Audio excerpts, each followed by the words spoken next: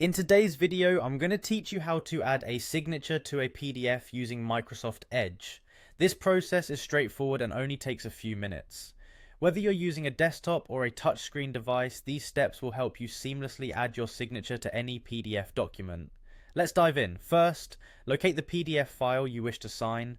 Once you've found it, go ahead and right-click on the file. This will bring up a menu. In this menu, hover over the option that says Open With, and from the list of programs, choose Microsoft Edge. This is an easy way to access the editing features that Edge offers. Once your PDF opens in Microsoft Edge, head to the top of your screen. You'll see a toolbar there, and within this toolbar, there's an icon that looks like a pencil.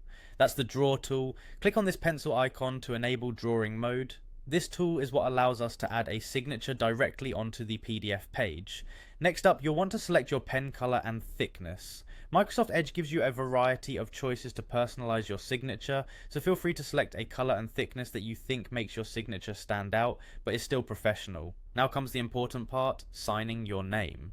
Using your mouse, stylus, or touchpad, you can write your signature directly onto the PDF. If you're using a stylus or touchpad, the experience will feel quite natural, akin to writing with a pen on paper. If you're using a mouse, take your time to ensure that your signature looks just the way you want it. Once you've added your signature, it's important not to forget to save your work. In the top right corner of the screen, you'll see a small icon that looks like a floppy disk, which is the save icon.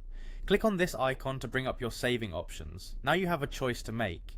If you're content with overwriting the original PDF file with your newly signed version, simply select Save. This will overwrite your existing file, replacing it with the signed document. However, if you'd prefer to keep the original file intact and save your signed version as a separate document, choose Save As. This option allows you to create a new copy of the PDF, making it easy to differentiate between the original and signed versions. And that's it.